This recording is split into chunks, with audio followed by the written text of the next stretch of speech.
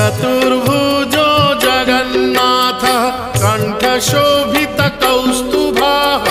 पद्मनाभो देवगर्भश्चन्द्रसूर्यविलोकनः